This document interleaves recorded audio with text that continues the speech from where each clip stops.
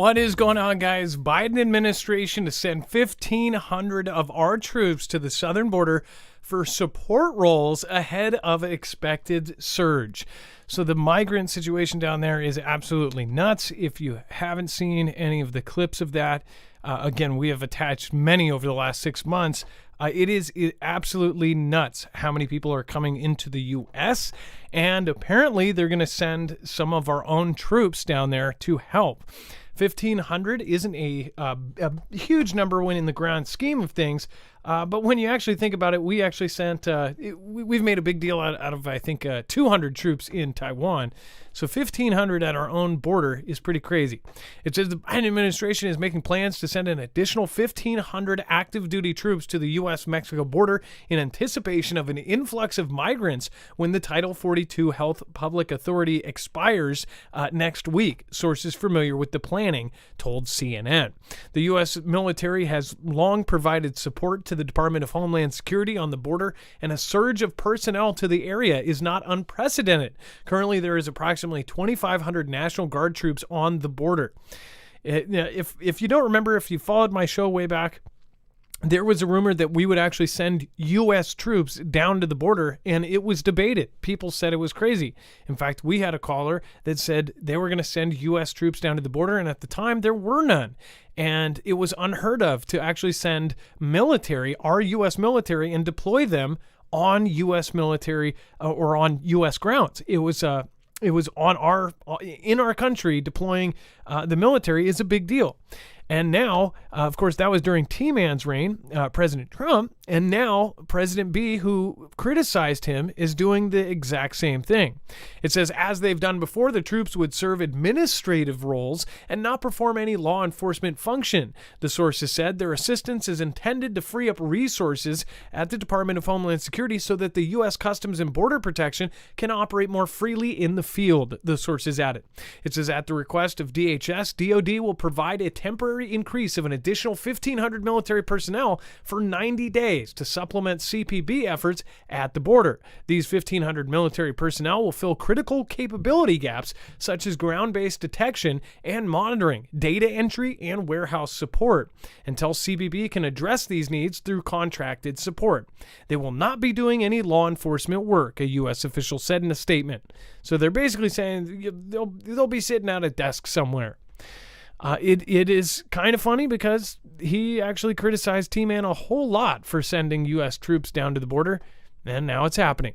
We'll talk about this and much, much more. We're going to talk about why I guarantee there will be a draft in the case of a World War III, and then, of course, we'll talk about everything else that's going on right after this.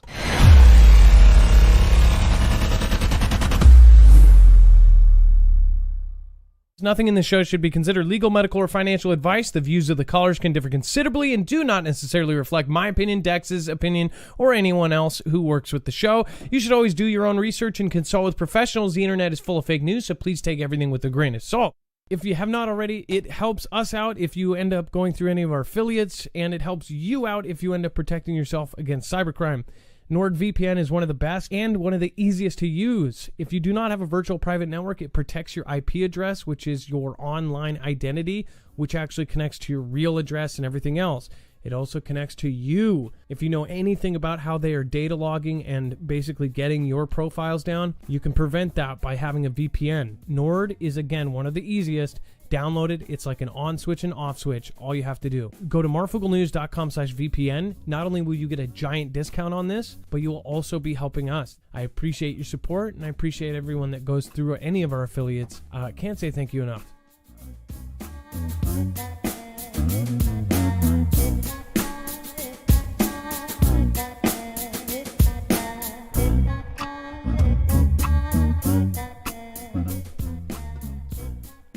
All right, what is going on, guys? It is Adam, a.k.a. Marf, and this is Marfoogle News. Today, we've got a lot to go over in a short amount of time, so if you're new here, remember you can always go over to our website, marfooglenews.com, and you can find every single article, tweet, video, picture, document. When you go over there, you will see that it is very easily organized by thumbnail. You will look for today, Today's, which is you will be drafted WW3. This is not clickbait. I guarantee you after you see some of this stuff, you will understand why. But again, this is something that I believe, in my opinion, will happen in the case of a World War III. Which, if you are like me, it's kind of inevitable. We are human beings. We haven't evolved into a type 1 situation. There will be a World War III, whether it's next month or next decade. This will be something that will most likely happen. If you look at right now, and if you are looking and following all of the events of today, I believe it's already started. You can let me know what you think in the comments down below, but anyone who has followed this show at least has an inkling that this may be something that comes soon. Most of you guys agree with me in the audience, but if you are new here and you have a totally varying opinion on this, stick around. There's a lot of stuff that we're going to be covering, and we don't all have to agree. But I do believe that we make a pretty mighty case for it, showing you what is happening around the world. And once you start seeing the patterns, it's really hard to unsee them. But when you go to the website, you'll see of course, the thumbnail. Click on that. You will find every single article, tweet, video, picture, document that we're going to show you today. That's a full bibliography of every single article, tweet, video, picture, document. Again, for your use, you can also go there and see all of the news. You can use it as a reference, and it's search archived. So if there's something you believe we've covered or haven't covered, go check there first, because you'll probably find 10 shows on pretty much anything and everything. Usually we're about 2 or 3 days ahead of most other independents. So again, it's a great place to check, and you can also use it for your own references or for your own channels. So go check it out. And then also at the bottom, there is, of course, all of the other stuff: Overflow, web content, tweets, pictures, videos, all sorts of great stuff. All right, let's bring in my co-host/internet brother, Dex James. What is going on, and how are you doing? Well, hello, Adam, and hello, Foogle fam. I'm doing just fine. So let's start off. So Elon endorses an unpopular idea to solve the banking crisis. Do you want to go over this, Dex? This is something that... Yeah, so this banking crisis was really big again today. It's the same bank, right? We reported on yesterday that got sold off. I think it was the JP Morgan Chase, so First Republic. And the stock market itself just took a pretty good tanking over it, especially a lot of the regional banks. Some of them have lost up to 20%. I saw one of the banks, and others are losing 5-10% in value. But what it really means is there's a lot of people that are just, feeling like there's no hope left in these small banks. And the other interesting point, and it's a point that we have made, and we made since when it happened with SVB, Silicon Valley Bank, is that maybe this is a consolidation move. And that's what a lot of people are talking about, as there's these what are called SIBs, systemically important banks, or basically a bank that is so big, if it would to fail, it would basically cause a collapse of the entire financial system. So think of something like Bank of America or JP Chase Morgan or Wells Fargo, any of those massive banks. If one of those went down, that's game over for our financial system. But what's interesting though is a lot of people have been moving their money into those big banks because they feel comfortable that they're not going to go anywhere. But the flip side is they're not getting any return on their investment. Like, you can go throw your money in a savings account at Bank of America and you might get less than 1%, whereas all these other regional banks are paying 4 or 5% because they're they have the ability to do that based on the interest rates in the market. But what's really happening is a lot of these businesses, small businesses, they have to carry a lot of cash on hand to pay their payroll, to make their monthly bills. And a lot of that cash can be substantial, and it can be higher than the amount that the FDIC insures. So it's safer in some hands to be in this large SIB bank that won't fail versus a small regional bank. So that's the problem. And what they're suggesting is that this is either happening because they're trying to move everybody into the SIBs, or the other solution is to have the FDIC come out and raise the insurance coverage on these smaller banks, allowing them to have larger amounts of insurance, especially for small businesses that have, say, payroll accounts. So you can imagine a small business, even a medium-sized business with a large payroll account, they got to have a ton of money in cash that's probably exceeding that $250,000 limit. Sometimes it's $1 million sitting there, and it's at risk. And it's not advantageous to us if we're going to have this, open banking system where we allow all these other banks to exist and not be fair in it. And it's obviously not fair because the too big to fail banks are the ones that aren't going to fail, and they're the only players that can seem to handle large amounts of money, and people aren't having panic attacks over whether or not their money will be there tomorrow and they can pay their employees. So, as far as like the the different bank runs, I mean, this is nothing compared to what we could actually see in the future. This is something that has shaken the world, as far as starting with the Silicon Valley, the bank, and then this one happening. Obviously, it's got nerves rattled. The one thing I would tell all of you is just personally look into how you can actually try to cement up what you have and what you are storing. Not, I personally think that people should look into precious metals, but that's just my opinion. I am not a financial consultant, but I would look at the longevity of those things compared to the fiat currency and even the stock market that goes up and downs. People are even having, doubts on long-term, very, very safe bets at this point, because in the coming years, a lot of us looking at this whole thing could collapse.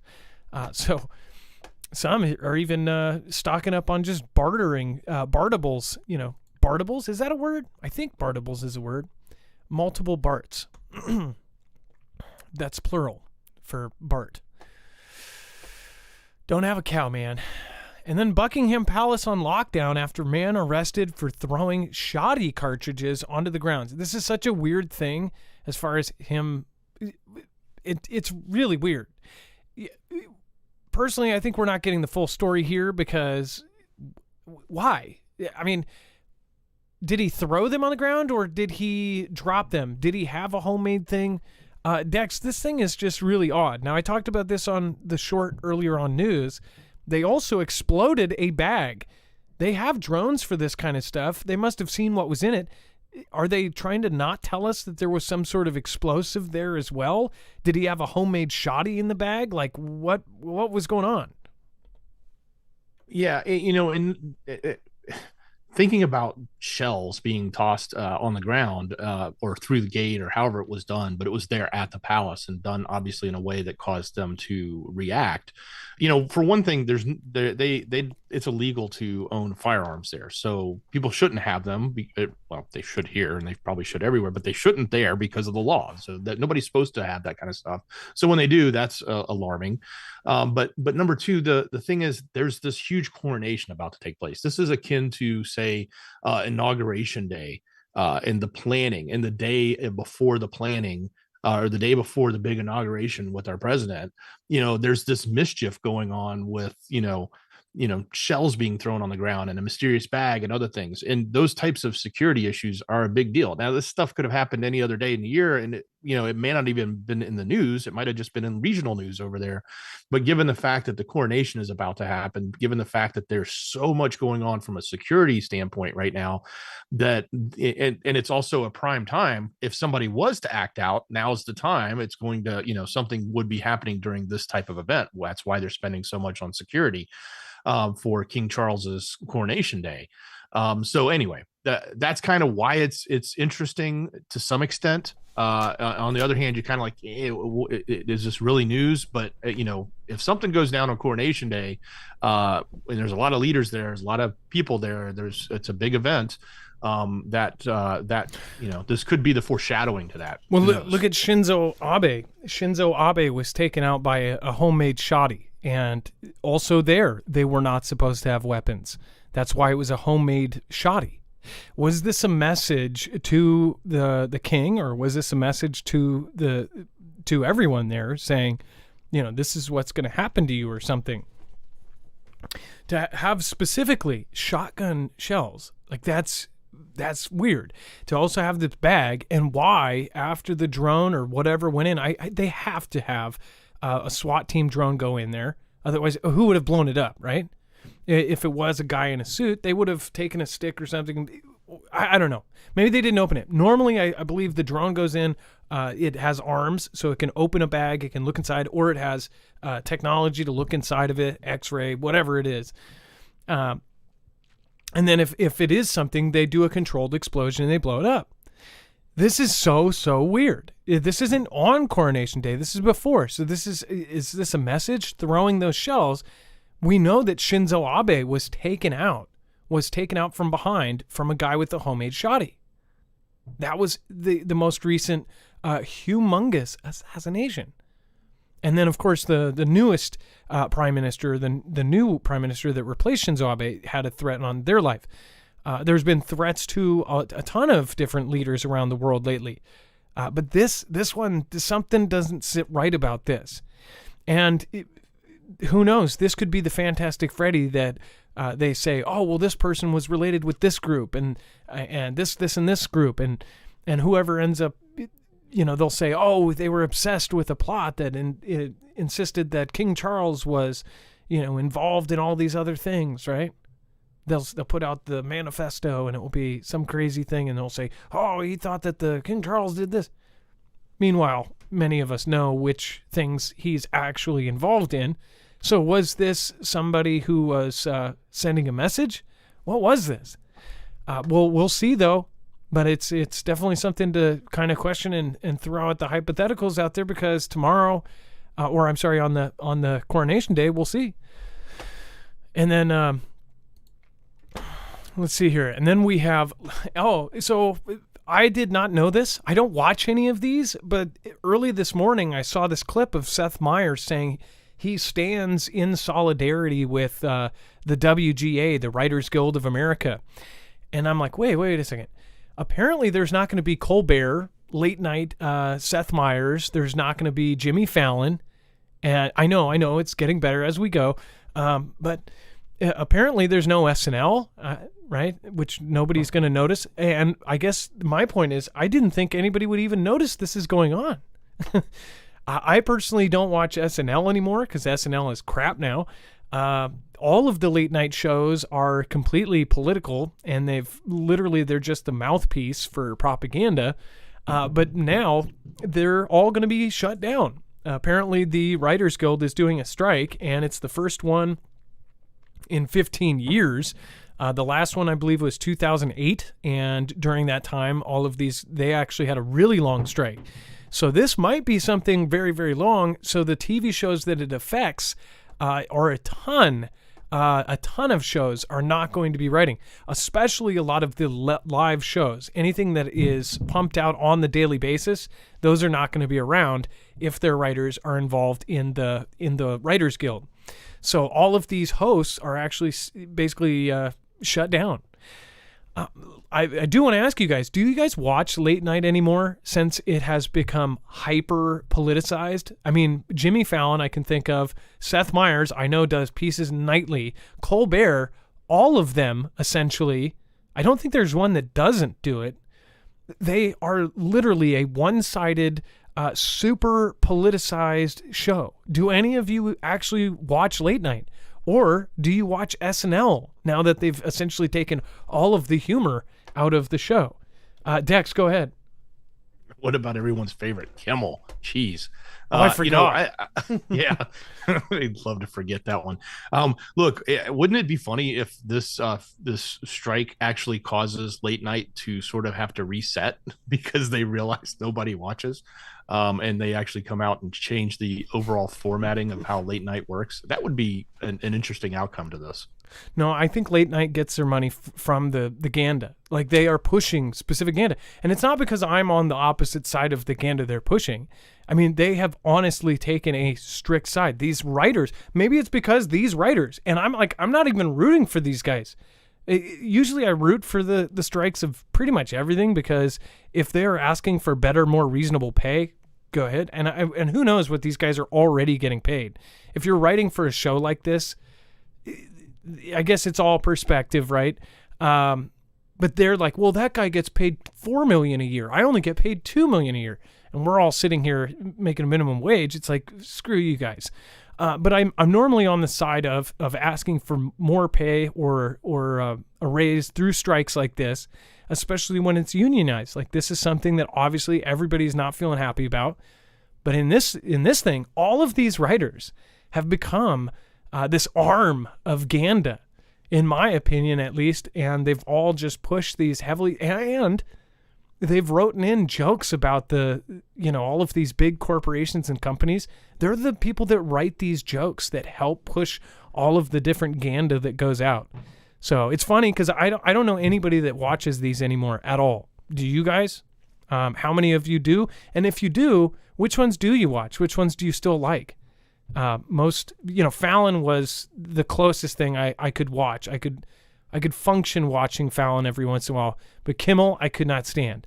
That dude's the biggest hypocrite in the world, and it's surprising to me that his ex-co-host Adam Carolla is one of the most, one of the coolest dudes out there, and is currently doing the opposite of what Kimmel does. Dex, go ahead. It's interesting what the union is asking for amongst money and other things, but they're looking for regulation around the use of artificial intelligence, which the writers say could give producers a shortcut to finishing their work without requiring them to do the work. Oh, you're kidding. So, wait, are they saying that they don't want it involved, or they do want it involved? No, they want it They want regulations around the use of it because they're afraid that because writing is one of the things that AI is really good at doing, and they don't want to lose their jobs because AI can fill in all the blanks for them that they used to pay these writers to do. Well, I have to say I'm back on their side. In general, I hope people get more pay. These are still human beings, and they should, be able to take care of their families. I also understand that in some places it is way more expensive to live.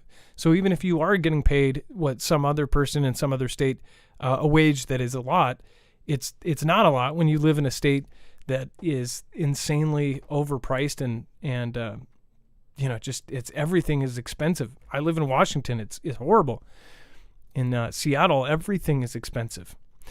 And then aliens could contact Earth using signals from mobile towers, expert claims. It says, is this how aliens will contact Earth? Extraterrestrial civilizations could map our planet using signals from mobile towers, experts claim. I can literally see this being turned into a movie. Like, this is a movie, a plot. It says that there are aliens out there. It might not be that hard for them to find us. That's because experts say that extraterrestrial civilizations could map our planet using signals from mobile phone masts, the number of which have grown exponentially over the past 30 years. They are now the second most powerful source of Earth's radio leakage. That doesn't sound right. Behind only military radar transmissions, having overtaken the commercial radio and television station powerhouses of the 20th century. And I'm surprised. So that's actually, I guess, is it saying there that the military radar transmissions are more than all of the TV and radio combined? Or I guess that I might be reading that wrong. Dex, what do you? Yeah, I think it's radar bursts that have a ton of wattage on them, obviously, because they need that for radar transmissions. But they actually calculated the total mobile towers, so like 100 to 200 watts each. They're saying that the leakage of 4 gigawatts from our planet. So with that amount of power that's across all of these towers around the globe, that there's up to 4 gigawatts of radio power just leaking out into space. So it means that if the aliens had a radio telescope equivalent to the 1.7 billion square kilometer array SCA being built across South Africa and Australia and due to be finished by 2028, then they should just be able to detect our 4G activity. So what some could take this as we are now building something. Well, first of all, we already have something that not we're building. I think that's cool, crazy that we're building something like that. We may be able to see some other planet that has this. But essentially what they're saying is if there is an alien civilization out right there, they will be able to see us, and they could already be on their way. Or they could have stopped by, Oumuamua might have picked up our 5th generation towers and they could be on their way. Who knows? But it does seem like there's a lot more talk about UFOs, aliens, all of this, What do you guys think it is? Is this a big distraction? The last few years of talking about this, is this just to keep us, intrigued? Let me know in the comments down below. Which, speaking of which, thank you everybody that has popped in already. Thank you guys for being patient. The platform would not. It's usually 15 minutes after our start time. It just would not let us go on. So, luckily they did, and luckily we were able to get on here. So thank you guys for being patient. Bubba1 says some people saying that they may pull alien deal next year. I've heard a lot of rumors about a false alien, gig happening. What do you guys think? Hi, Finland. Hey, Biden SquarePants. Let's see here. David Rico. Hey, look over there. Wink, wink. Yep, exactly. Look what the left hand is doing. Plot is the movie Battleship. Is it? Well, I've seen Battleship a couple times now. Is that how they found us? Is our cell towers? Stopped on Venus to hunt for women. And then Robert, thank you. Adam, great show. Hey, thank you, Robert. I appreciate that. Robert46. Vicky Brook. The military is pushing this info, which is the same military that has lied about a lot of stuff in the past 10 years. Agree with that. Rooting for the aliens and the AI at this point in the timeline, says Irish Prick. I like how you spelled that too. Lady L, the last card. Project Bluebeam. Nickel-wise, the only thing I've said about Project Bluebeam, and Project Bluebeam is where they have or at least the basic design of it was 3 different satellites that would be able to project an image, a 3D image on the ground that would be so real to us that, or in the sky even, that we would see an alien invasion with our own eyes, and it would actually be this thing called Project Bluebeam. Personally, I think all of the ideas of Project Bluebeam are old. They're outdated at this point. I think it will be called something else, and I bet it will be way more advanced than Project Bluebeam. So if they did want to do some sort of false thing, if that was the idea 10 or 15 years ago, think about what they have right now. And it might be being put in play. Who knows?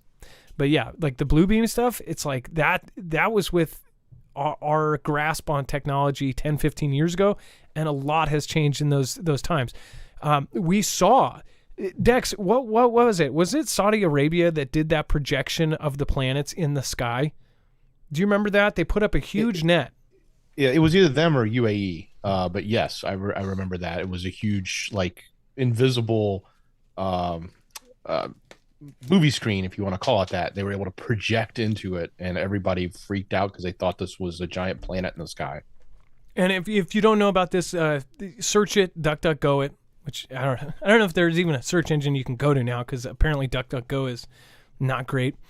They've been doing stuff. But go to DuckDuckGo and look up the projected planets. People were on the freeway and they were taking pictures of this thing, and it looks real. I mean, they were stopping, getting out of the car. It was like a publicity stunt. And what they did is they took 2 gigantic poles, and super far apart, they put a very thin net up, and then they projected a planet up in the sky. And it looked so real that people were stopping their cars. They were getting out. They were looking at this thing. You could see it for miles. And it looked so real, people thought that we just had been taken to another universe because it was a second planet there. Some even thought that was the cover story for some other things, but they did show, they have this technology now where they can put these giant nets up. And if you did that in somewhere where people couldn't physically go, so if there's a barrier or something like that, they could do it in front of thousands of people, have it to where they can't actually go and inspect it, have the poles, behind 2 small hills or something. They would see something, and then they would get footage of it, even report it, and everybody would go, no, there was thousands of witnesses. This really happened. But in real life, it was a projection, of something fake. So I bet they would set up something like that, just like a good magician would set up a Las Vegas set to do some sort of crazy magic trick, right? It could happen in the near future. Who knows? But yeah, what do you guys think? Let me know in the comments down below. And thank you for watching the replay. If you're drinking your coffee, watching our show, I appreciate you guys. And yeah, so much this week is going to be awesome. So stay tuned and make sure to tune in tomorrow as well. Before we move on, I want to remind you guys, if you haven't already, go over and check out Energy. Energy makes some of the best solar generators on the market. I think that there are very few that come anywhere close. And the reason why is their technology as far as how it is modular. Now, there are some that come close with how they can be modular, but this one even has an advantage over some of those. I love the design of the Energy Flex 1500 because it actually works like Lego. So the input and the output are on the top and the bottom of the batteries. So you stack them. There's no external cords that stick out 3 extra feet. When you're talking about the footprint of something like this, you want it to be as small and compact as possible. If you expand other units, you have to have a giant cord going from each extended battery, and you can only extend so much. This you can actually extend up to 96 batteries in stacks of 5, so you can essentially make an entire battery wall if you want to do a professional solar system for your entire house, which now can be done. This is modular, so you can actually get bricks that change the performance of it, like a brick that supercharges it, so you can plug in 12 solar panels instead of 4. Any of the reviews that end up comparing this against other units, what's crazy is you look at it and it's using the base model, and it is up in the very top at the base model. And there's only a couple above it, and then a couple above it is like, oh, well, it can take 12 panels, and this one can take 4. But this one has an add-in that can do that as well. So when you put that into play, this ends up being at the very, very, very top with all of the other units. They're built like tanks, and they're reliable. Not only that, they are silent, so you're not going to hear them from 3 or 4 blocks away. This is something in the realm of prep and survival. You want to be a gray man. You want to be quiet. So this isn't just an energy thing. All solar generators are better for this. So if you can get your hands on one, if you already have a gas-powered generator, that's where these come into play, is because they're silent. You don't have other people hearing you.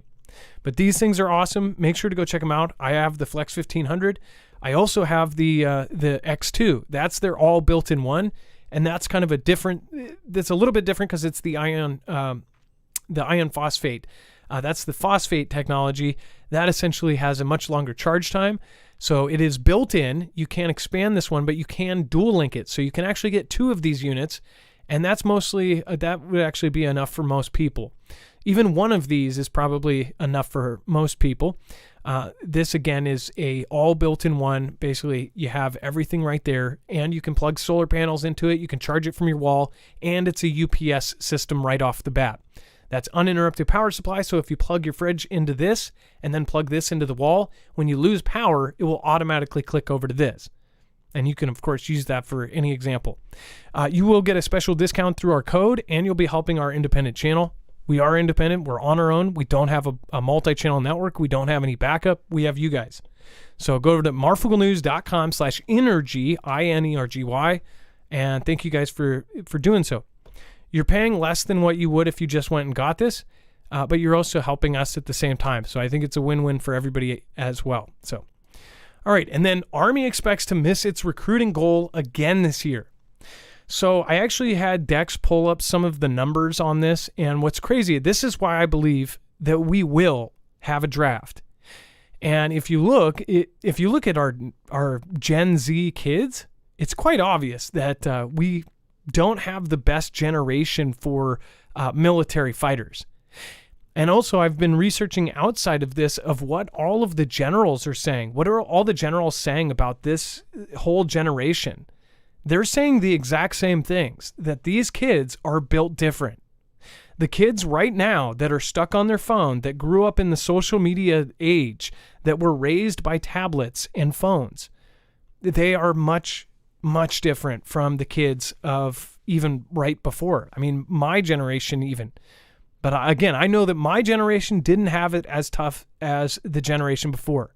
And most of you watching probably came from an extremely tough generation. You guys are tough inside and out. You guys didn't have safety foam on your playgrounds. You had jagged rocks, and they said, go play. They literally said, go play out in the street and don't come back until dark. So the kids nowadays, on the other hand, they are increasingly wrapped in a bubble. They're even shielding their feelings and loss and losing Everybody gets a trophy in this new generation. This is bad. But not only that, with the anti-military rhetoric, the anti-police, they are actually hurting their own recruitment numbers. With the U.S. government pushing out that, oh, police are bad, military's bad, this is bad, America's bad. Mind you, if you ask 9 out of 10 teenagers right now if they think the military is a good thing, what will they tell you? They're going to tell you what they saw on TikTok, which TikTok is heavily pushing and making these videos go super uber viral of actual soldiers, which are being, in my opinion, I think it's disgusting, where these soldiers, young soldiers, 19, 18, 19 years old, 20, going on TikTok live at base and saying, oh, I would never be in the military. This sucks. The military sucks. The military's horrible. And that is what gets on when it's on TikTok. It's all over the place. You can swipe through. You can find all these different groups of kids at different bases saying, oh, I would never go into the military. Some of the most viral videos and shorts on TikTok are them going around to these young soldiers and saying, would you join again? Hell no. I would never join the military again. Well, the fact is, we have two major countries that we're beefing with right now. One of them, they are completely the opposite, and they already have the largest manned army in the world. Now they are building the largest air force. They already have the largest navy, and they're gunning for our spot. And we are not even hitting our recruiting goals.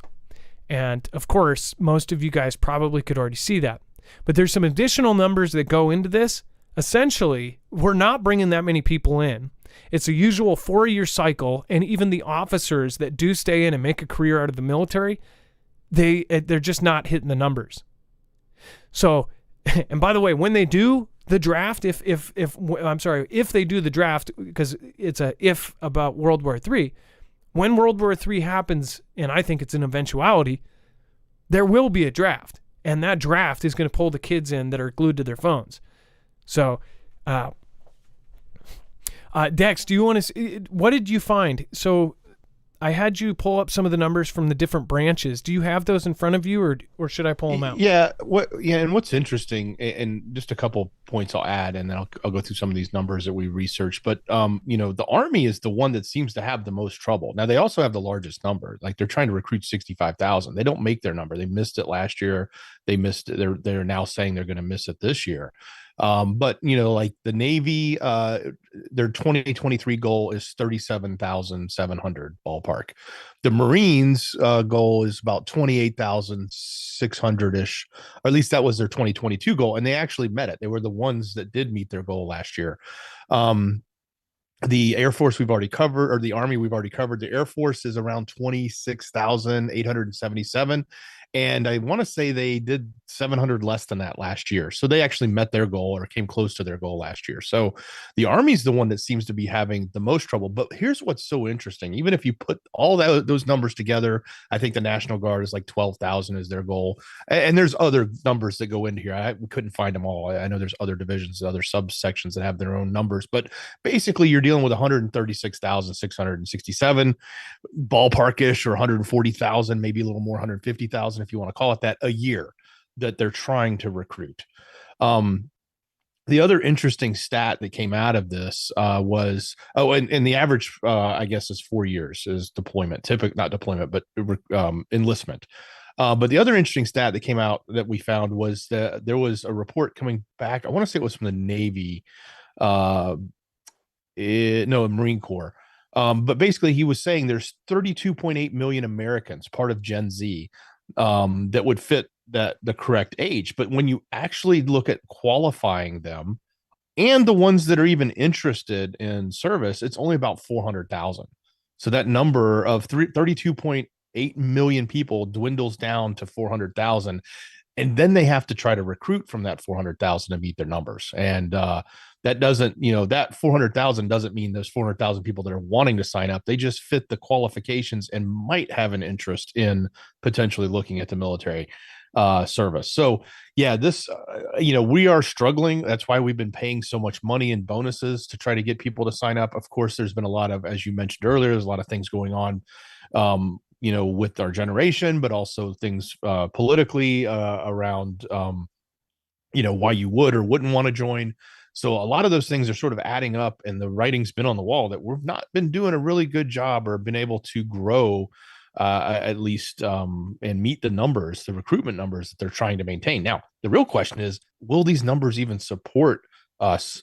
Especially since we haven't been reaching them. How many of them have left? We know a lot of people left back in the CV time, and we know that a lot of people now are dissuaded from that to sign up. So, are we going to be in a position where we aren't going to support what we may need if we actually get into a full-fledged, global conflict in both Europe and in Asia, or in Europe, Asia, and the Middle East? So that's the crazy thought here. And I don't say crazy as in a bad way. It's just crazy as in I don't think we've got the ability to meet those numbers. And I think that's what you're suggesting too, Adam.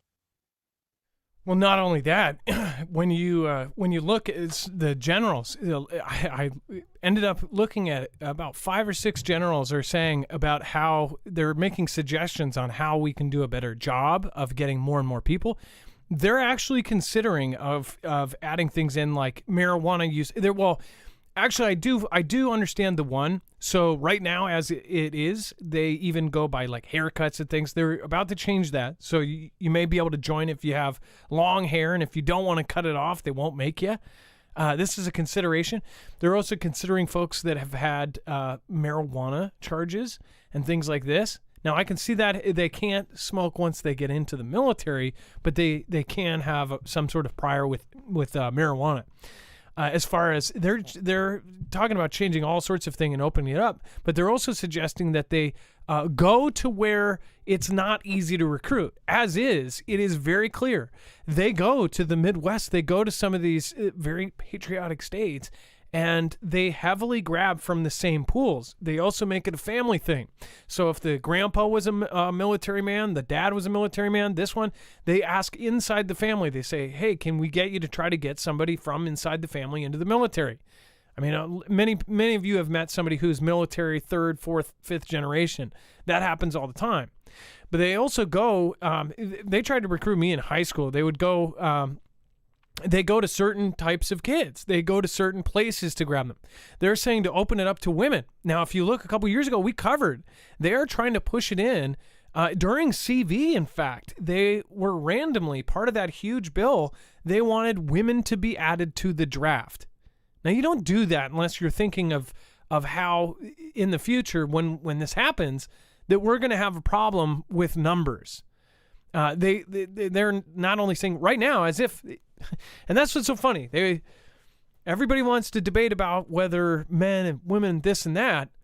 Well, it's funny. I'm sure there's going to be some people out there that want to use that when it comes time to be drafted. If they really do say, hey, if you say you're a woman now, which they are in some places, saying you can do this, you can do that, you can go in there. You can be, right now, they just transferred a male prisoner to a female prison at sentencing because they last minute changed their preferred, what. So if that happens, I just wonder, since women as right of now are not part of the draft. Right now, if you're a man, it's only men. So they want to add women into that draft. And maybe this is why. Because otherwise you could literally last minute, if the draft comes, you could go, nope, I'm a woman, and then get out of it. I wonder why that. I wonder if that's why they tried pushing that earlier. Not just because they're going to be grabbing everybody and anybody they can. But I mean, I think you would have to be crazy not to look at our generation right now that can't pump gas, that don't know where the United States is on a map. There's just so much. And there's, by the way, I know that some of you have great kids that you've brought up well, and somebody said, look at how it's our fault because we didn't bring these kids up better. I think they're sort of right. Like we had the chance to fix this, and many people didn't. Many people left it up to others to raise their kids. And that's part of the system that they're putting in place. When you send your kids off to school, basically, they're going to school all day. They're getting trained by somebody else, and then you spend an hour with them, and then it's bedtime and rinse and repeat. These people are training your children. They are the next armies. and they're the armies for politicization and everything else that's going on right now. This is like a grand scale plan to redo everything, and people don't even see it happening. Dex, go ahead. Couple points. One, do you remember that the commercial we showed? Gosh, it was probably a couple years ago, maybe even 3, where it was recruitment for the U.S. military. I want to say it was the Army. I can't remember offhand. I'm pretty sure it was for the Army. And it was so full of virtue signaling. And then we compared and contrasted that to like Russia's recruitment video that was out at the time, which was like, rugged and rough and like everything you would think of like out of a Rocky movie. Dolph Lundgren kind of They scene, showed right? like 10 Sylvester Stallones. It was like each scene was a different Sylvester Stallone, like breaking a board or hitting the head off of something, and then ours was like, we're all about hugging. It was pretty Exactly. That's exactly what it was. It was, but so I go back to, I think we haven't, as a country, we haven't done a good job of promoting and creating an environment or an image, I should say, not an environment, an image to the military service that would excite kids. In addition to the fact of what you're saying, that all of these kids are being, basically raised in these schools. And I don't want to say that's the parents' fault, because that's not. There's plenty of parents out there that are great parents. I know many parents that have multiple children, and they've did all their duties as parents to raise them and instill the values they want. And a college can undo that in about a year. It's quick, and it happens like overnight. And it's pretty scary when you see that. Now, fortunately, doesn't happen to all of them, but but yeah, you can see how that those changes can take effect through peer pressure, through societal things, and through education or re-education, however you want to refer to that process that goes on in the environments that we put our children in for learning that we have no control over, and that's unfortunate. I also couldn't believe this one stat. 22% of the 12 to 19-year-old Americans are obese. 1 out of 5 American kids is obese. That's a huge number. Compare that to some of the other countries out there. It's like 4%, 2%, 1.5%. We're just it comes with being this country of freedoms and country of what I'm trying to look for the word. We take all of this for granted. We have so much here. It's overflowing. Our trash could feed an entire country. Dex, go ahead.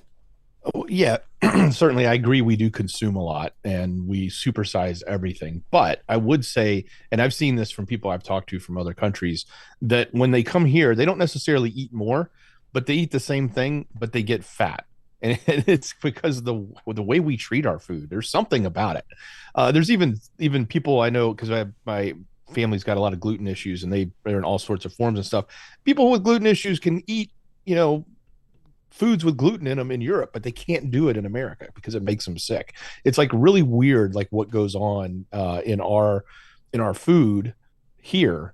And yeah, that I think that plays a big role in it. In addition to what happened to overconsumptions that we do with supersizing everything. Where did gluten come from, anyways? I know gluten, but I'm saying, am I just tripping, or did people that have gluten allergies or whatever, did that like pop up out of nowhere?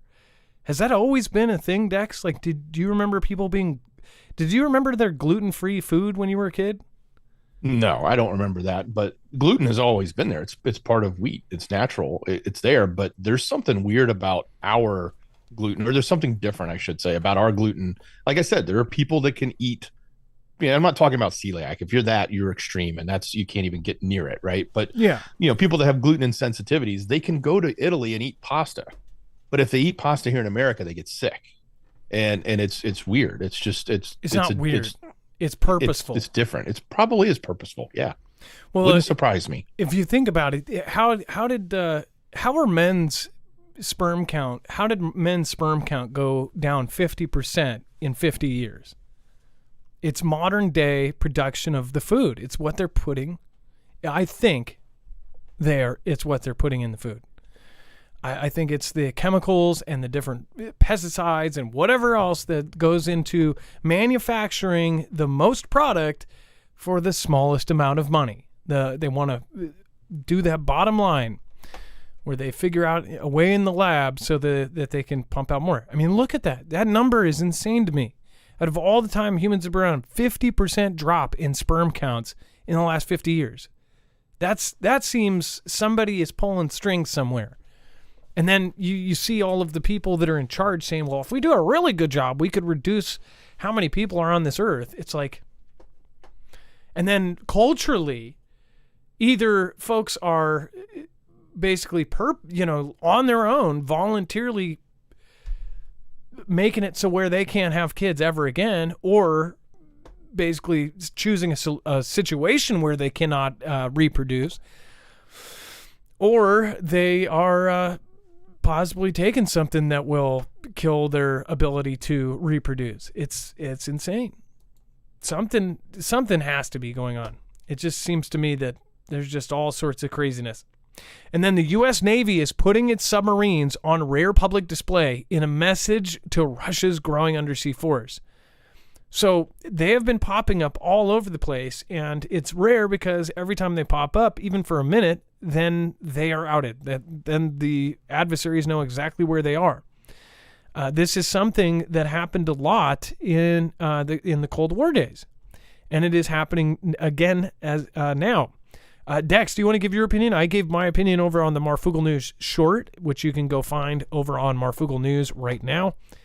But yeah, do you want to? Yeah, it's interesting because we've changed where we're surfacing, and it's not just surfacing out in the middle of the water. This is mostly port related, but we used to surface a lot in areas that were obviously strategic or closer to strategic locations back during the Cold War, and we did that as a way of reminding our adversary, Russia at the time, or USSR at the time, that we're here and we've got these things. You'll never know where they are, but they pop up from time to time, and they pop up in areas that make you question, oh, they must have been near us, right? That kind of went away, and it's now coming back, and it's coming back in this for a couple of reasons, but the main reason is because of the heightened state of potential conflict that we're in.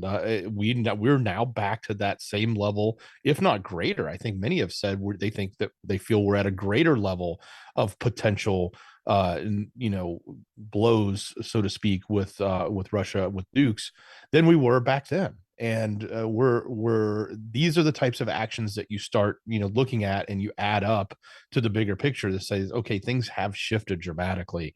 Now there's certain advantages, like there's advantages that they can rotate troops in and or maybe in and out of these ships more easily in these other locations, as opposed to the other locations that they were using when things were more peaceful. So that gives them some advantages, but at the same time, this is not about advantageous transportation for military members. This is all about, let's show our strength, and let's make sure that our adversaries see what we have, and we pop it up to them from time to time, and do it in a way that shows stronger force than we've done before. So things are changing, and they're changing rapidly. And then China renews embrace of Maduro's Venezuela as the U.S. looks on. Venezuela and China are reestablishing connections after years of cooling ties, with government contacts resuming and joint projects floated in what amounts to a challenge to Washington. This is Venezuela. Things have been going on there for now years, and a lot of it seemed very artificial and from outside. So it's kind of funny that they're connecting now. It says high-ranking officials from China, Venezuela's biggest creditor, met with close aides of President Nicolas Maduro in Caracas as recently as last month to discuss the restructuring of the nation's long-standing line of credit, according to people with knowledge of the matter. The two sides also talked about potential areas to renew collaboration, including telecommunications and oil, said the people, asking not to be named, discussing internal strategy. I have to point out every article, and it's like 99%, says familiar with the matter, and they say asking not to be named. for how much people do not trust the news, it's so crazy how they will end up repeating this. And this is probably true. But my point is there's never a freaking source. It's always people familiar on the matter, or people close to it, or people that do not want to be named. It's a bunch of Voldemorts. So I'm just going to say Voldemort every time I point that out. Voldemort. A thaw in China relations would offer Maduro a powerful ally, as well as the chance of a renewed conduit for oil sales, while potentially handing him more leverage with the U.S. as Washington looks to bring more crude to market to lower prices at the pump for American voters. Venezuela has the largest known reserves in the world, but is subject to international sanctions that have crippled its ability to sell oil. It says today the relationship between China and Venezuela has reached its highest level of mutual trust, collaboration, and work, Maduro said on March 27th in a live broadcast bidding farewell to Chinese ambassador to Venezuela, Li Bo-rong. It says, quote, we will continue to deepen our strategic relations with China even more. China is going into all sorts of countries, and they're not only infiltrating and spying on the ones they are against, but they are making very good friends, very close ties. They have a plan to take over this world. And I'm surprised so many people do not see this. Or if they do, they take it as a joke. I don't think it's a joke. I think that they have, as far as the ways that they're doing this, they're copying the U.S. in many of the things that the U.S. did in the first place to become a superpower. And they took notes. Unfortunately, and by the way, these are the people that, of course, take notes very well. If you look at how they study and look at the numbers, look at how smart as a people they are, it's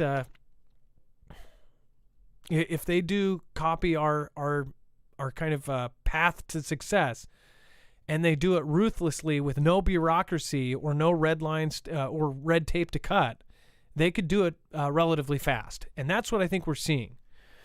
It says the outreach is taking place against a backdrop of intensifying U.S.-China rivalry and amid tentative signs that Latin America is again becoming a destination for Chinese loans.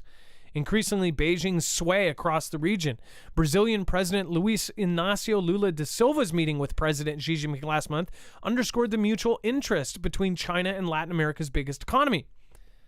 So you've got Venezuela, you've got Brazil, you've got all these different countries that are going to take these loans, high interest loans that they won't be able to pay back, and then they'll be indebted to China. There's so much going on right now with China and the world. People need to pay attention to it. And then China could unleash AI-guided weapons in Taiwan invasion and reunification. I think this isn't obvious. The things that they have made, the swarms, they are now ahead of us in autonomous drones and in AI-driven autonomous drone technology. That is a freaking scary factoid. Dex, do you want to talk about what they're talking about? And by the way, they have drone carriers, for gosh sakes.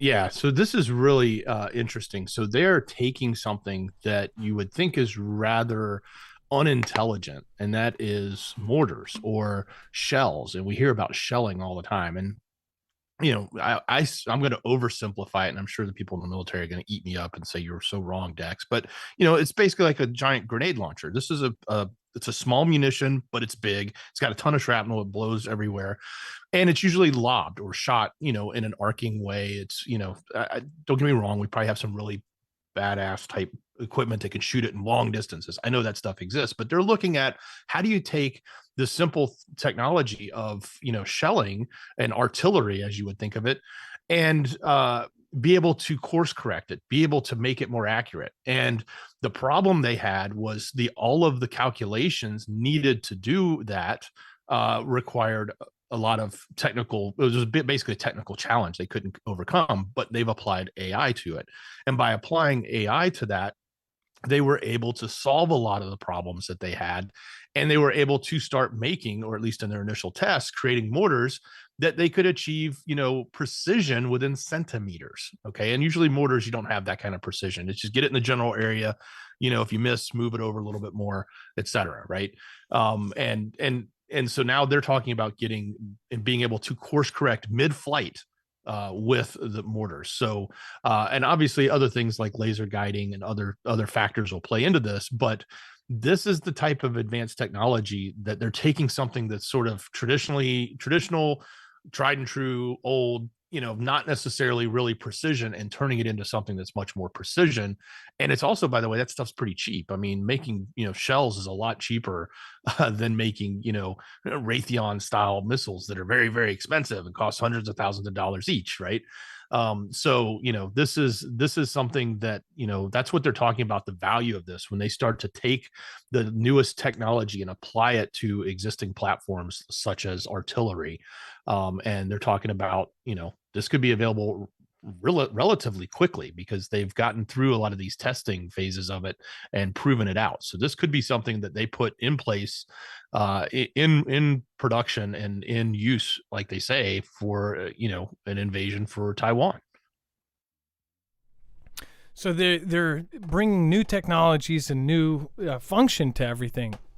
It's something that is, obviously, we need to catch up in a lot of different things. And I'm just so surprised that so many different areas that they were ahead in, and that, people weren't paying attention, or they purposely just turned a blind eye.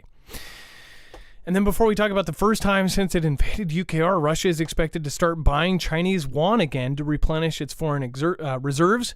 I do want to remind you, if you can protect yourself against an EMP at marfuglenews.com/EMP. This is a device that you can wire into your car, your truck, your motorcycles, your ATVs, even your RVs, and of course your mobile homes, and your ham radios, and even your regular home. And it will protect you against all three phases of an EMP, E1, E2, and E3, an electromagnetic pulse that could normally knock it out. It also can protect against CMEs, or a Carrington Level Plus event, which we will have. It is a matter of when, not if. We are actually overdue by many standards, and this will be able to keep it running. So go to marfuglenews.com/EMP. It's 100% American made. It's a veteran-owned business.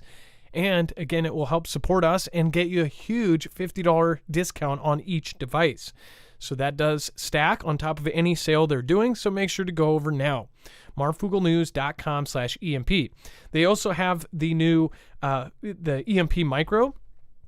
The EMP Shield Micro, which is about a third of the size of one of the regular units, and it can fit into much smaller vehicles, or if you have a vehicle that had a very specific makeout where it couldn't fit before, I would highly recommend looking at the Micro. Again, it is smaller with all of the same protection. That's marfuglenews.com/EMP. All right, and then for the first time since it invaded UKR, Russia is expected to start buying yuan. It says Russia is likely to start buying foreign currency as soon as this month, marking the first time Moscow has replenished the country's reserves since it invaded UKR in February of 2022. Moscow is likely to snap up around 200 million in Chinese yuan each month. Bloomberg Economics reported on Tuesday, the yuan is one of the few key currencies available to Russia after Western sanctions cut the country off from the world's dollar-denominated financial system. Doesn't this seem like it was done on purpose? This whole thing just seems like they are. This has screwed us in so many ways. Financial experts around the world are saying that this is actually hurting us more than anything. Now, BRICS and all of these other countries, which obviously they are close. If you look, we just talked about Venezuela, and talked about the Brazil, the big B in BRICS, and South Africa. All of these countries are meeting super close with China. If this was just a normal money thing, do you think that these presidents and all of these things would be meeting so often? Xi has been all over the world meeting with different leaders, including recently with France, somebody who is supposed to be, on our side. He is meeting with so many people. This is in preparation for a massive war. And on top of this, economically and financially, they are trying to do a massive move. The dollar, which is the most powerful thing in the world, is really tied to oil. And guess what? They're saying that they're going to switch from oil completely. In a matter of years, they're saying that we're no longer going to be dependent on oil. Well, how the heck do you do that when our entire, monetary system right now is tied to it? Well, if you untie it from that, what are you going to do? Is the dollar still going to be in charge when it's not the petrodollar? Think about it. They're shifting us towards the yuan, and people don't see it.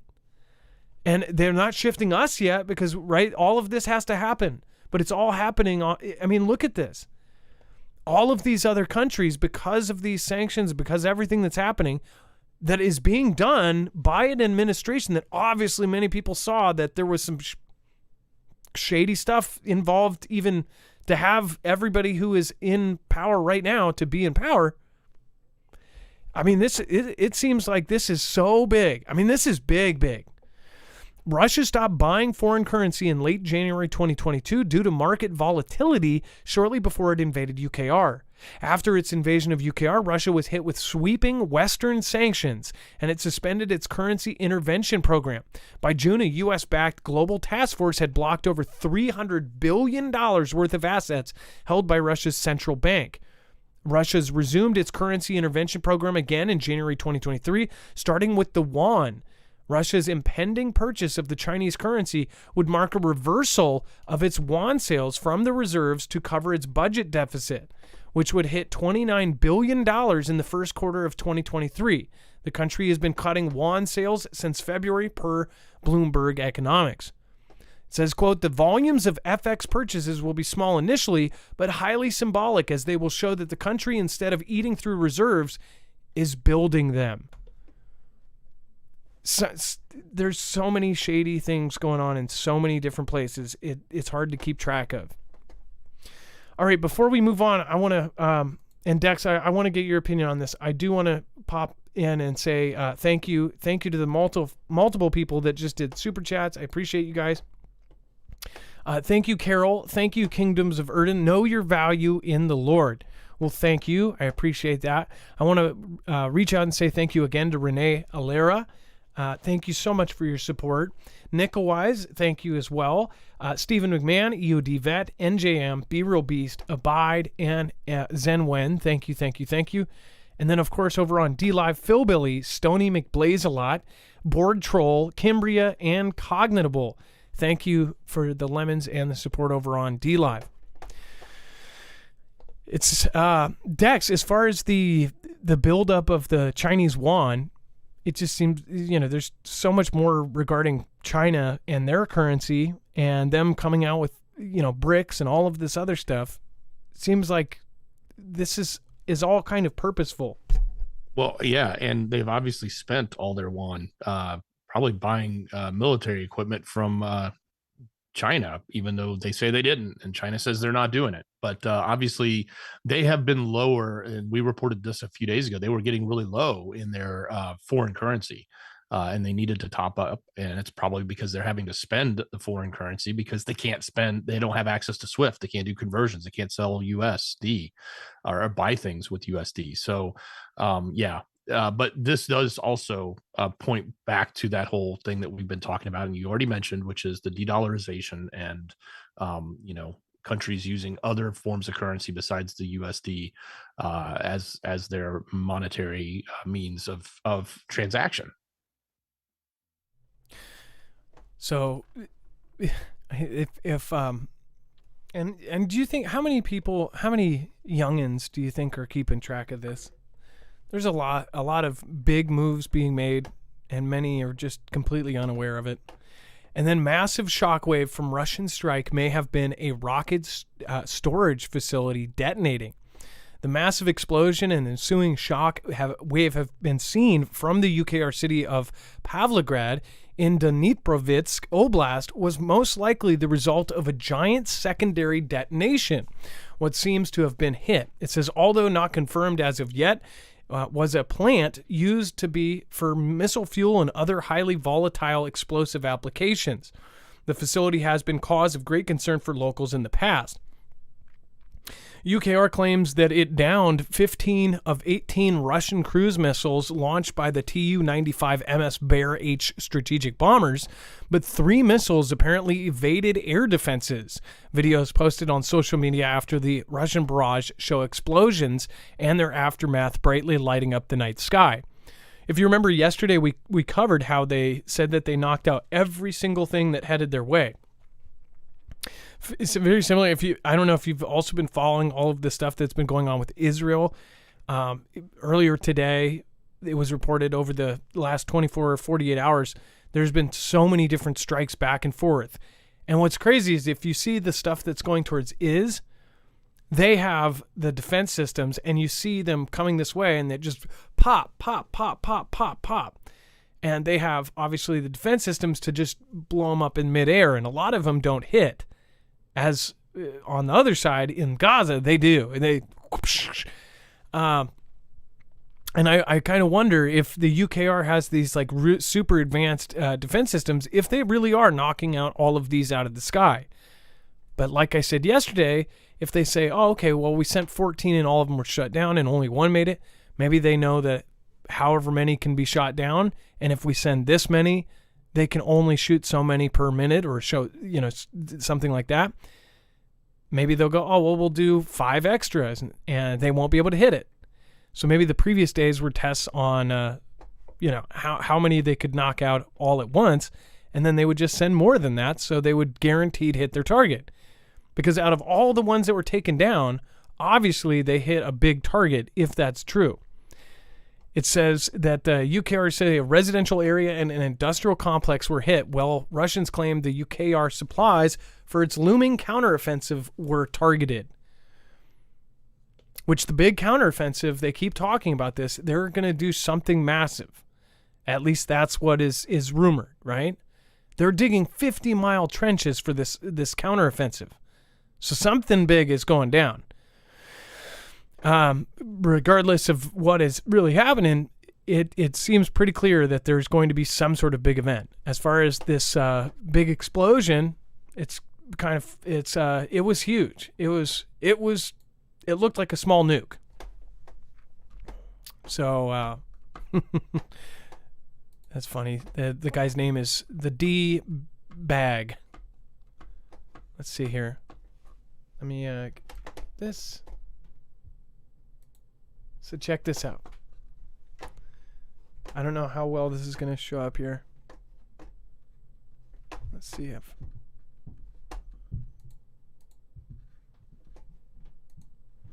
Look at this.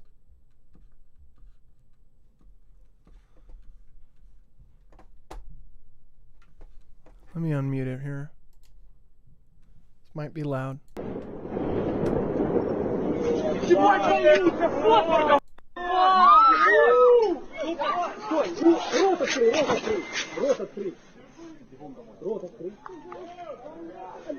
Mind you, yeah, it happened, then the boom.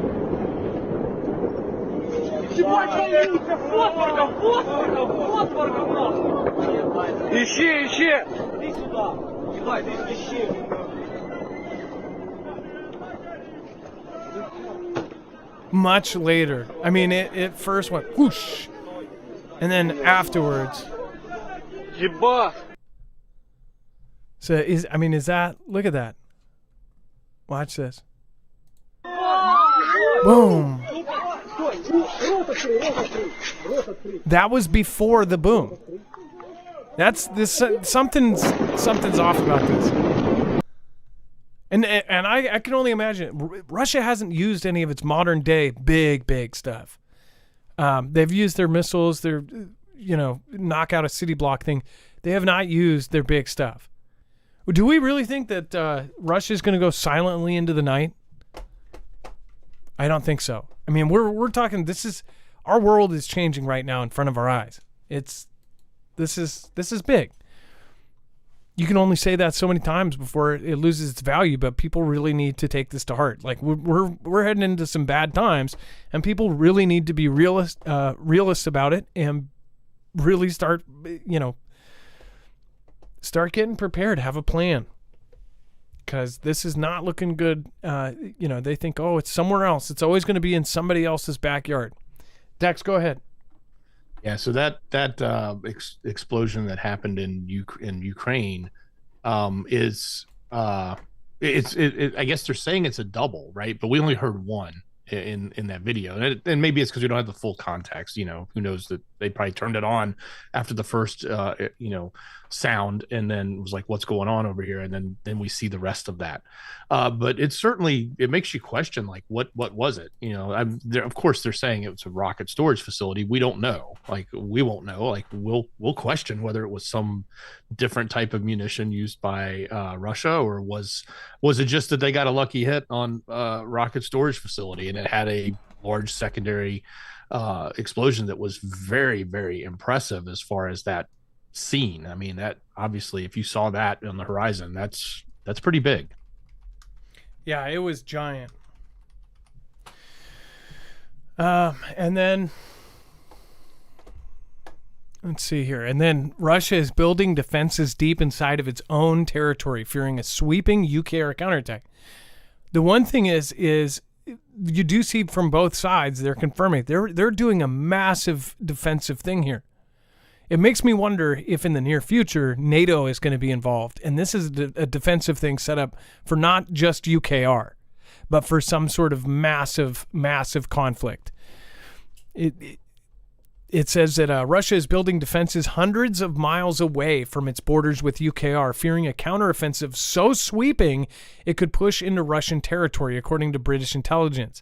It says the UK Ministry of Defense posted an update on Twitter Monday morning, noting that the presence of trench networks well inside internationally recognized Russian territory, including the Belgorod and Kursk. This is what I told you, and this is the information we got weeks ago. Not just the Crimea 50-mile-long trench, the stuff that Marfoogle fam said that they were digging way inside of Russia. So this is saying, if this is true, this backs up what we were told weeks ago. They are doing these huge networks. Why are they doing this? Are they really doing it for the UKR military? I think we'll see this big counteroffensive thing. This could be something really, really big. Dex, they're way inside their country doing these things. Why would they do that unless they're really expecting this to be giant?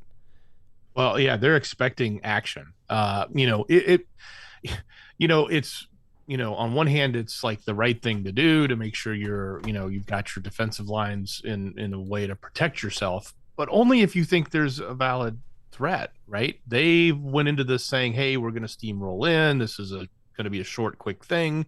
It's turned out to be longer, but they still act like they are the superior capabilities against UKR, and that they don't have to worry about anything. But if that was true, then they wouldn't necessarily be doing this. So this is, if this is true, which I guess you also have to put that, hey, let's think about who this is coming from. It's coming from UK intel. So it's coming from the opposite side. So it could actually not even be correct.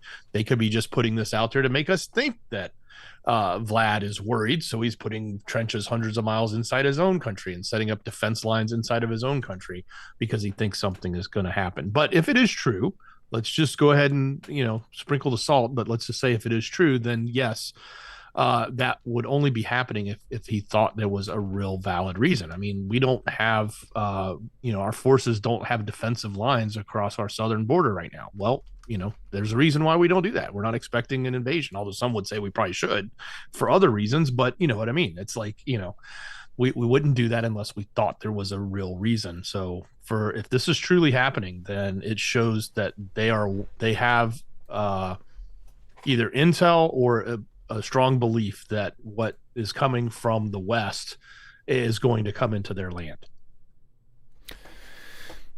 And let us know what you guys think. What do you guys think is going to happen here? Do you think that NATO is going to get involved? Is that why they're preparing for this?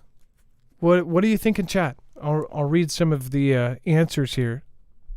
What do you guys really think is happening here with Russia building the trenches? Do you think it's BS? Do you think I guess let me give your real views. Like, what is the majority thinking here? Please participate, because I would love to see what everybody is thinking. Obviously, 2 minds are greater than 1, and 1,000 minds are much, much better. Let's try to get to the truth of it. True warriors don't war. Russia plans to win the long game. Jeffrey Whitty. That's a completely reasonable look at it. NATO is already involved, Cameron Petraka. Well, I agree with you there. And RJ, why so late? What's the news? We were later today. We're also going to have an early show tomorrow, so make sure to tune in tomorrow. They are fortifying their lands. Rip Curl readiness. Hey, so Rip Curl, you think, what if in the future, when they do get NATO involved, they will have to do all this fortification? I mean, they're looking at the future. It seems like they're getting prepared for a massive conflict. Why else would they be doing it? Do you think they're really doing this because of just the UKR military? That the UK military is just going to, with all of the even with the hand-me-down gear they got from NATO, do you really think this isn't a bigger army than Russia? Why would they be this worried and putting all of these defenses up? It seems like some other armies are getting involved. NATO has been involved since day 0, says Linda K. Eisen. Article 5 soon, Derry. I agree, says Rip Curl. So I think it's getting ready for NATO. W says that I think they should be planting trees. Well, after this is all said and done, they'll have plenty of holes to put them in. UKR has no army, Carmine Petraka. Yeah, so why are they digging all these trenches? My personal thought, and I'm not an expert, I think this is getting ready for NATO.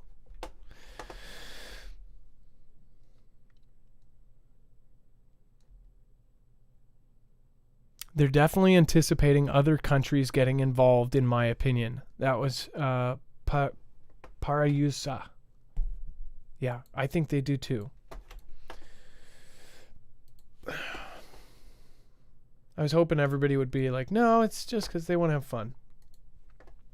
I don't know, because they wanted to make money by digging trenches. Thank you, Ryan B. Thank you, mods, Dex and Adam. Appreciate the informative news. Well, thank you, Ryan B, and thank you for supporting over a couple of years now. Chanel Bivaliqua, check your email. I've tried to sponsor you guys. Hey, well, thank you, Chanel Bivaliqua. I appreciate the support, and thank you as well for sending us a message there. Chanel, thank you. Linda Sullivan, Marf, aliens are real. I read the KG, what is that? King James Version Bible 3 times. God mentions the aliens. They've always existed. I've seen one personally years before. Read the Bible. Linda Sullivan. So people have different views on that. Most folks that have read the Bible say that they're fallen angels. So are you saying that aliens are real but they're fallen angels? Or you're saying that, I don't know. I guess people look at the Bible and say that the Bible proves that there isn't aliens and that, if anything, they're angels. I don't know. And then Ryan B says, teach your children history. Well, what's going to be harder and harder to get is a good history book that's not changed. They're correcting history books. They're taking and editing history books out right now. That is something that the Germans would do and plan to do if they won. That's scary. Uper Viking, my mom now has a tick disease called alpha-gal. It makes you allergic to red meat. It's brutal because bovine is used in so many products. Uber Viking, we talked about this. It's the deer tick thing. And it does. That people can't eat meat after they get bit by this tick. Dex, do you remember us talking about that disease? And it's spreading. It's spread to other the states. woman in a gas station that was they made meat or something there, burgers or something, and she couldn't go in anymore after getting bit. Yeah. Wasn't that a caller? Yeah. Was it a caller? It may have been. But it was crazy. Or it was a story and a caller. I think we had both. Yeah, no, I think that was a Fugel fan that said that. And that was after the story of how it spread. And maybe that was the story, but it spread. It's in multiple states now, and it's all over because it's been around a while, but now it's getting to be a bigger problem. And we talked about this back then is when wouldn't that be convenient if everybody was allergic to red meat? But you wouldn't be allergic to modified or lab grown, right? Some dude, I don't know, man. No, this is a real thing. Look up the tick disease where you can't eat red meat. That's crazy. Oh, it's absolutely real. If you do a quick search, you'll find tons of stuff on it. It's actually it's pretty crazy. And before we go to this, if you do want to get yourself stocked up on food, which would be a really good idea to do it before you need it, go to marfooglenews.com/prep. You can get freeze-dried food that will last 25 years, and it is all sealed in Mylar bags and then double stored into buckets if you end up going with anything above, I believe, a 2-week supply. These are great, again, because it is one of the most affordable ways to get a huge bulk amount of freeze-dried food that you can store away. And what is also great about freeze-dried food is it takes up very little space. When they compact it into the Mylar bags and seal it and take all of the moisture out of it, it takes up like a third of the size of space that you would normally have, probably more than that. But you end up saving a lot of space, and you end up saving a lot of money, because if you can imagine trying to buy, if in 10 years from now an emergency happens, you will still have 15 years left on this food, and you won't have to pay the prices of 10 years from now. If you think about it like that, a lot of folks look at it as an investment. You can also use it to barter in the future if it comes down to that. But mostly this is good for any disaster. It does not have to be the end of the world. It could be for a storm. It could be for a flood. It could, of course, be for any sort of major event. So go to marfooglenews.com/prep. Right now you'll get a free Alexa Pure Pro with the 3-month supply with our link. So make sure to go over there and check that out. That's a $275 value you get for free with our link. So that's marfooglenews.com/prep. And then RAF Typhoon fighters scrambled to intercept Russian jets off the Scottish coast. Off of the Scottish coast.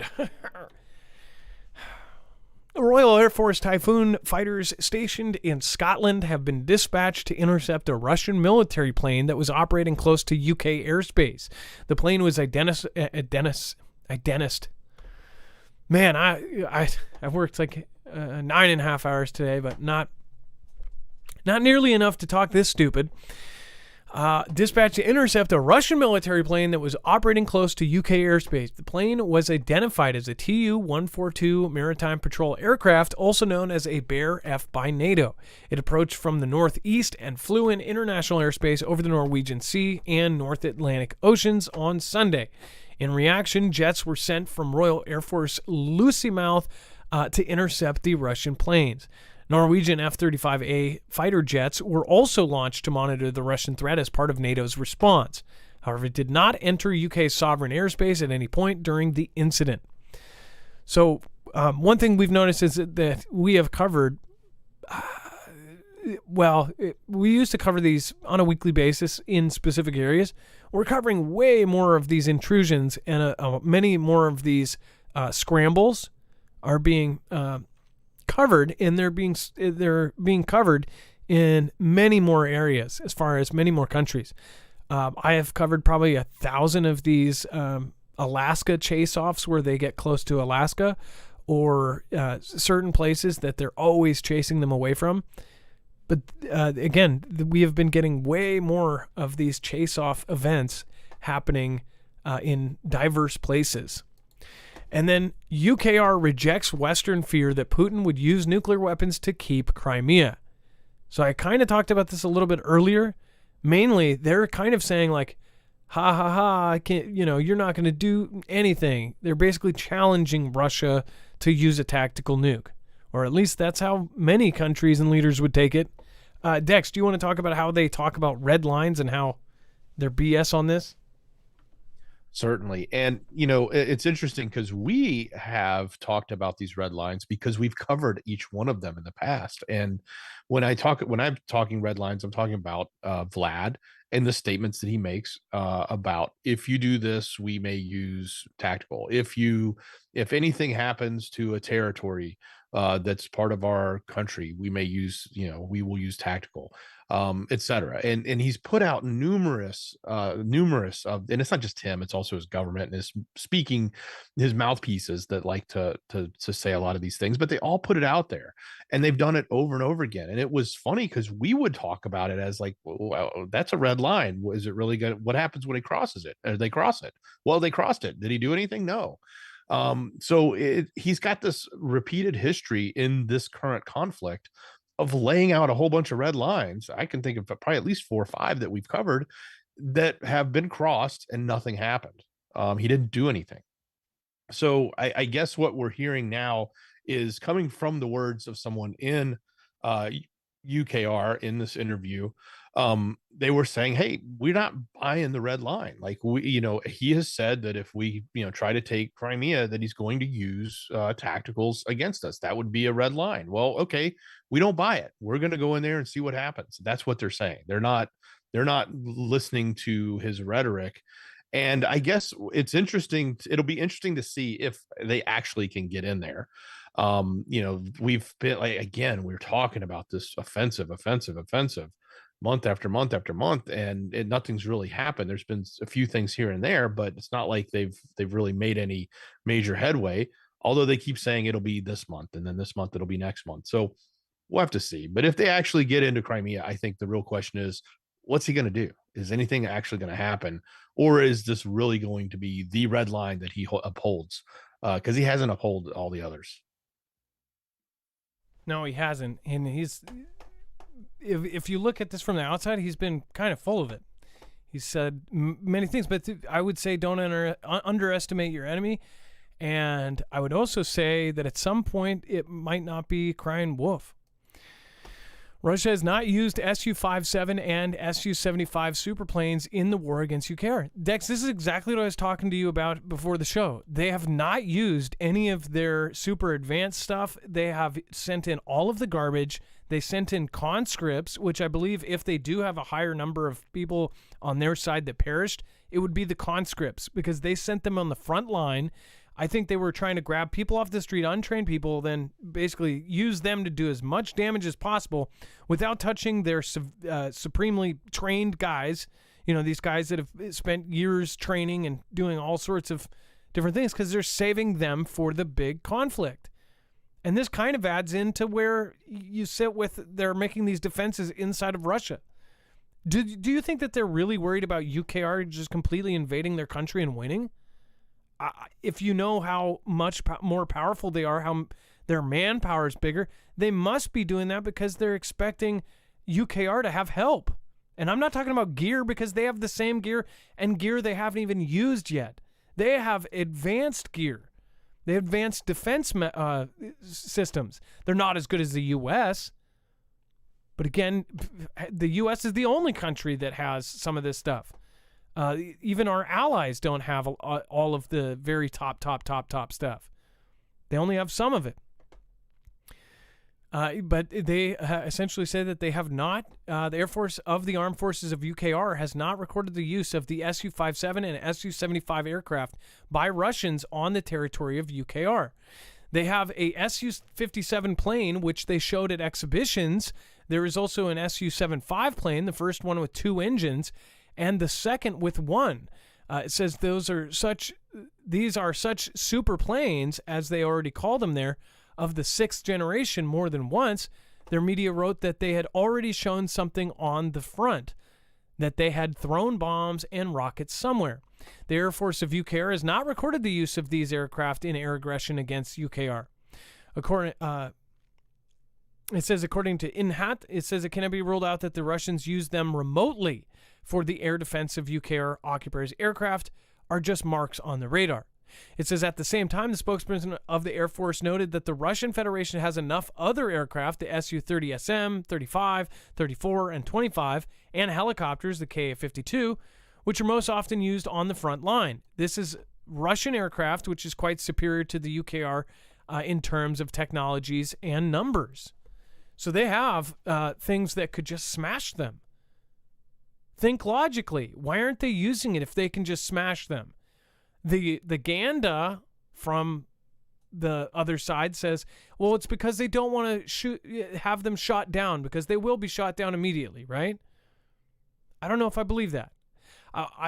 They said basically they didn't want to risk losing all this. Well, that says that they're not even using their best stuff.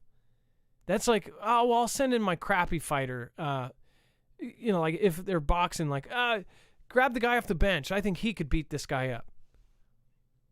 Or sending in your third string kicker or third string, your fourth bench, eighth bench guy, and go, he's good enough for this. That's what it seems like. Dex, it seems like they're not using any of their advanced stuff. Well, and it's interesting because they may be, on one hand, this UKR-centered article is trying to say maybe that their advanced stuff doesn't exist, because they say it's seen and it's they've only shown one, and one only had a single engine, and et cetera, et cetera. So they may be trying to make it out like they're not there. But we have also heard reports that they use their advanced equipment, but they use their advanced equipment from a distance. They don't have to cross the line. And, that's a tactical advantage. That is something that we do. Like our F-22s, I think, can, go a couple hundred miles, can target out a couple hundred miles. I think I could be wrong on that. I know one of the planes has a longer range guidance system on some of the munitions it has. So those are tactical advantages when you don't have to get into the front line to actually be able to strike at it. So you don't put the plane in harm's way, which could be what, Vlad is actually doing here. He could be using these, and they did mention that they could have been seen on radars, but they weren't, they couldn't confirm them. And the line that they're using is on their territory. In other words, they didn't cross the border, so to speak, like the other, tactical planes did. So obviously, it goes back to our point that if their best equipment is either not being used or not being put in harm's way. And that's being done for a reason. Probably one, they don't want to lose it, but two, probably because they're saving their good stuff for the next event. And what will that next event be? That's the big question. We'll see. Let's see here. They are saving their good weapons for war with America. The Real News says, John, I will flow to the height of the horse's neck, shaking my head. Good night. Sleep well, Ilea.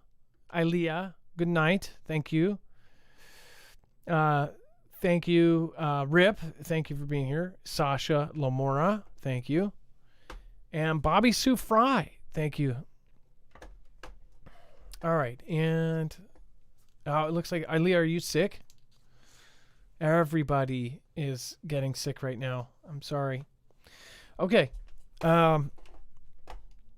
We have friends that their family has been sick for like 2 months. And then we got sickness, got better for a couple days, and got sick again. It's going around. All right. And then, Dex, let's go over the web only. We have some shocking stuff at the bottom here, actually. Yeah, there's a lot going on. So for those of you that are new, go to marfooglenews.com, click on the thumbnail for our show, or even easier, just open up the show notes link down below in the description.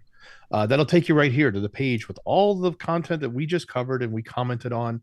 And then you're going to find this yellow bar that says Overflow. This is where you get the rest of the story. So some crazy things happening in there, and even some things that we want to update on past stories. But there's a facial recognition system being used in IS, and some are calling it automated apartheid. Because they're using it to control who's allowed to go in and out of certain areas, which is kind of interesting. Facial recognition is it's coming a long way, and it's going to be everywhere soon, and we're not going to like it, just like you're seeing there. They did come out and say the balloon was not that was over Hawaii that we reported on yesterday was not from China. Still don't know where it's from. Still don't call it a threat. They have not shot it down. They did check it out with F-22s. There's some updates around chat GPT and a big company like Samsung, who had basically an incident where their source code was exposed by their employees using it. So they're now banning it. Which is kind of an interesting, quick approach. I think there'll be other solutions for that soon, because they're not going to be able to make that go away anytime soon. We do have all of the additional updates on what's going on in UKR. There's a lot of other stories that came out. We went over some of the bigger ones, but updates around the Patriot system, about what McCarthy's having to say, the celebrities that are supporting and that have turned their backs on Putin. That's there. A lot of the other things around whether or not they're going to get F-16s and how does that play off of the counteroffensive decisions that are being made. So all of that is in there. We do have a little bit of updates around the financial information that's been going on with the banks, as well as more tech stuff with ChatGPT, Elon Musk trying to buy DeepMind back in the past because he didn't think Google could be trusted. If you remember, he was the one that said Larry was trying to create the digital god, so to speak. And then the DISA director comes out talking about generative AI as a fuel for hackers. And of course, Crowder, if you haven't noticed, he's been in the news for a lot of things, but there's an update on that as well. So look, lots happening. That's kind of the rest of the story. It's all there on our website. Just go to marfooglenews.com, click on the thumbnail for the show, and it will take you right here. Scroll down to that overflow section. And if you're on YouTube or Rumble, it's even easier. It's in the show notes link down below in the description. Paul from Paul and Off-Grid Desert Farming with Paul and Adrian said, just tell them you drink Bud Light and they won't draft you. That'll work. By the way, Paul, how are you guys doing? Are you are you back, or what? Is that a different one, or what's going on? We have to have new links for friends. Let's see here. Do we? Yeah. Look, it shows an error for your thing. We have to get whatever your new links are. But yeah. I also did want to, if you can, email me with your info if I can try to get a hold of you. I wanted to talk to you, but I didn't have your phone number. All right.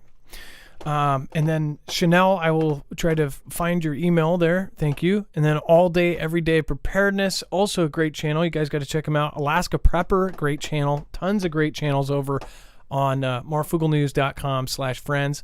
Congratulations to Alaska Prepper. Not only surpassed 200,000, but is heading towards 210,000. So make sure to try to go over and help him get him to that next milestone. Make sure to go check out all of the great mods. Of course, Bones, Chance, CJ, Jam, Lisa R. Hall, Rip Curl. We've got RJL, Ilea. Thank you for your service tonight. Trinity, Red or Blue Pill, Hi-Ho, Kermit the Frog here. Wages World, and all of the other friends. marfooglenews.com/friends. Dex, thank you for your service. I appreciate you. Much love. Great job, brother. And to the rest of you, thank you so much. Everybody over on DLive, thank you. Poco Loco, thank you. Cognitable, I appreciate that. Thank you for your support. Stony McBlazenlot, thank you for gifting out a badge to others. And then Phil Billy, thank you for modding over there, along with Chance and everybody else.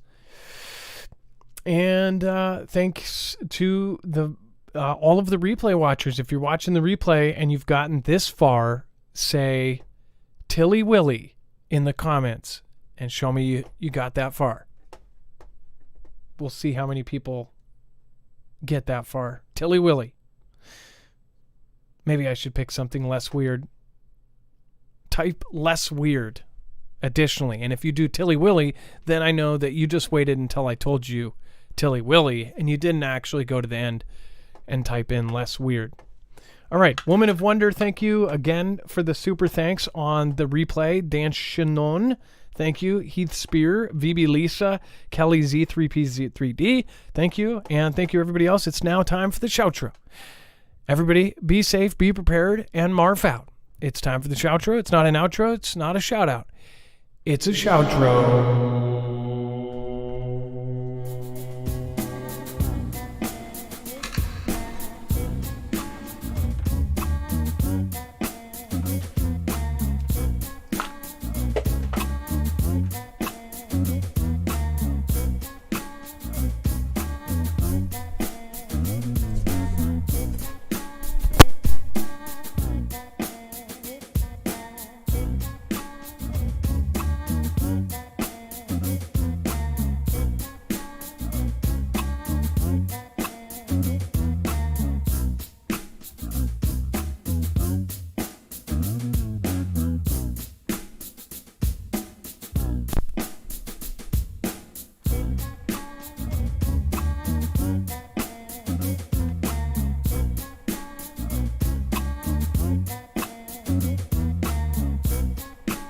Tonight's super supporter is China-Venezuela. We're going to make a song for Chanel. Thank you. Schaefer Girl. Thank you.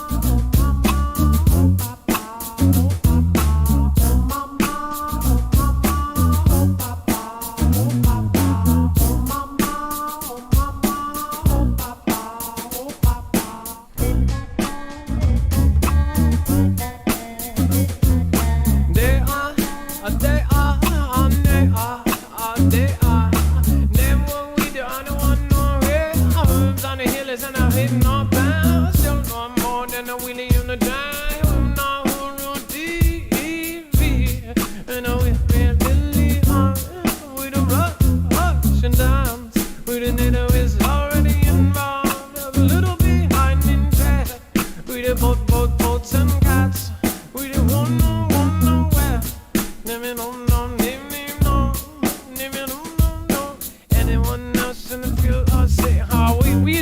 that? A safety meeting? Oh my gosh, that is old school.